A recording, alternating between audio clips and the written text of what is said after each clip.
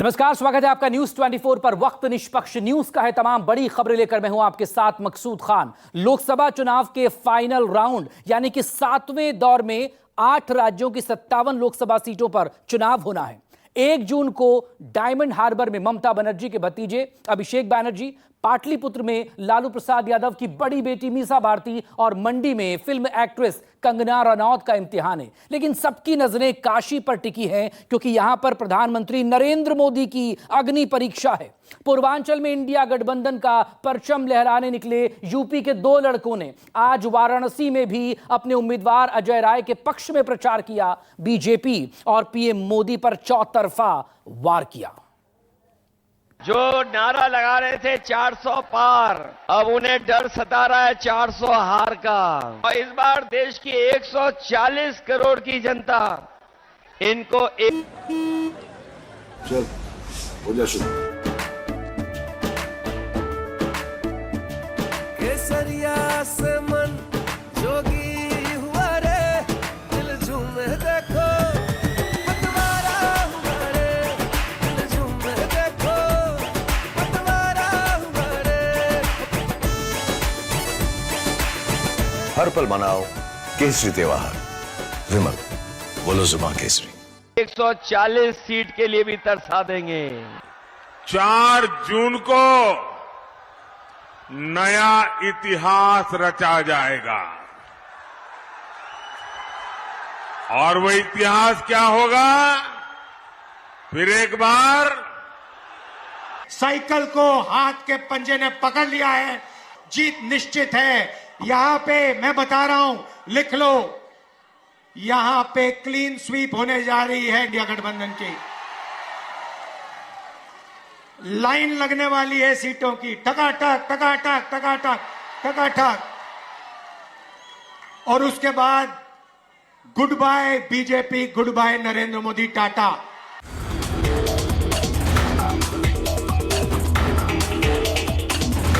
देश में कुल कितने वोट डाले गए, यह आंकड़ा भी चुनाव आयोग ने तभी दिया जब किसी ने सुप्रीम कोर्ट का दरवाजा खटखटाया। लेकिन सियासत ने अभी से एक दूसरे को हटाना और खुद को सिंहासन पर बिठाना शुरू कर दिया है।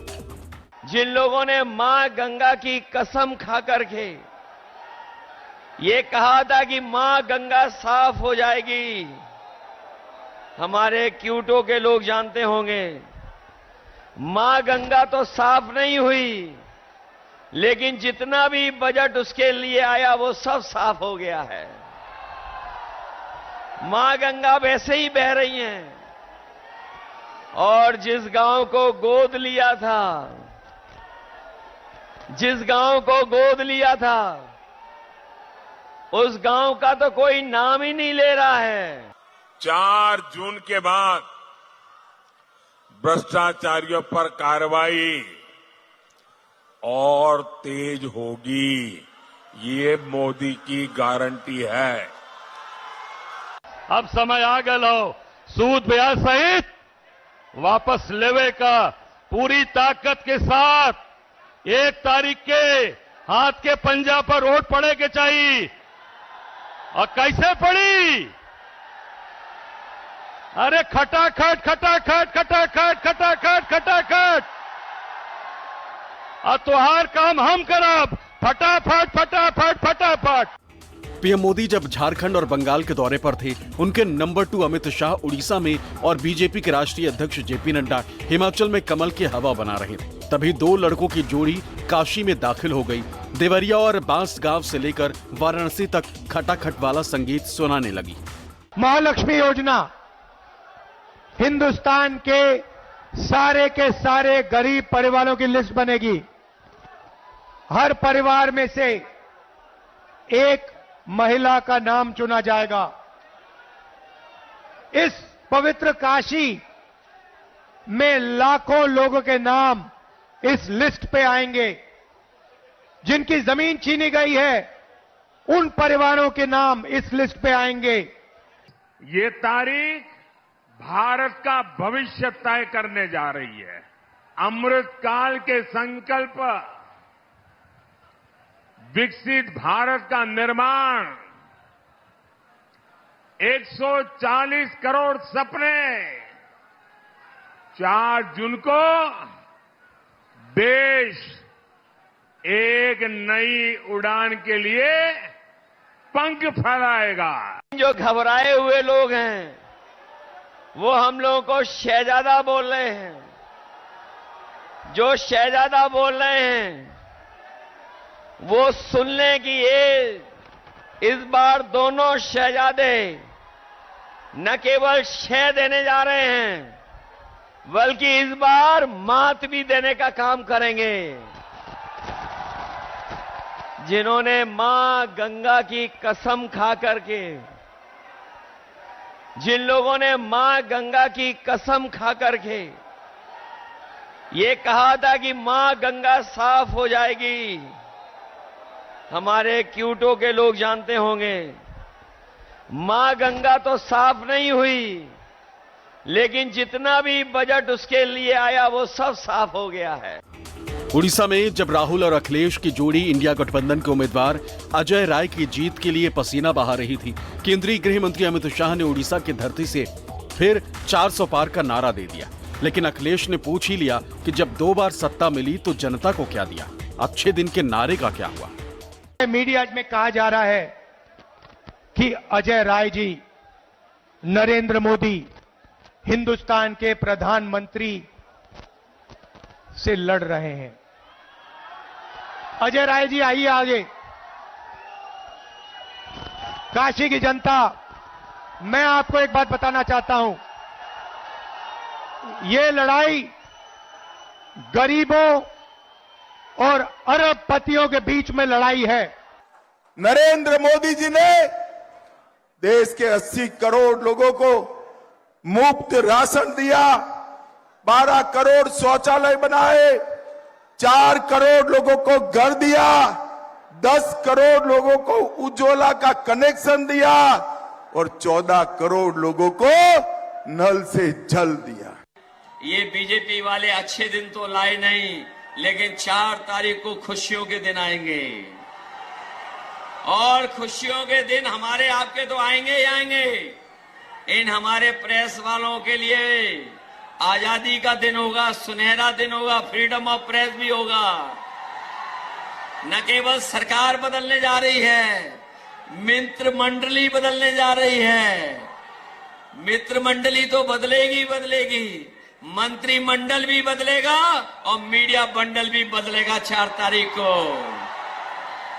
जो सुनाते रहे मन की बात, अब होगी संविधान की बात। हर रोज की तरह सियासत के दंगल में संविधान का जिक्र आया। राहुल और अखिलेश यादव ने बीजेपी पर आरक्षण खत्म करने की साजिश का इल्जाम लगाया, लेकिन पीएम मोदी ने दोनों को बंगाल आने का न्योता दे दिया। एक तरफ इंडिया गठबंधन और ये संविधान, और दूसरी तरफ वो लोग जो इस संविधान को रद्द करना चाहते हैं, खत्म करना चाहते हैं, फेंकना चाहते हैं।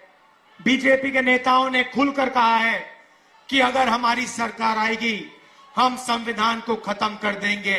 मैं उनको कहना चाहता हूं, आपकी सरकार नहीं आएगी। देश में संविधान संविधान संविधान, तानाशाही तानाशाही तानाशाही, ये रात दिन चिल्लाने वालों की जमात, ये जो जमात है ना, वो पश्चिम बंगाल में क्या हो रहा है जरा यहां आकर देखो, आपकी बोलती बंद हो जाएगी।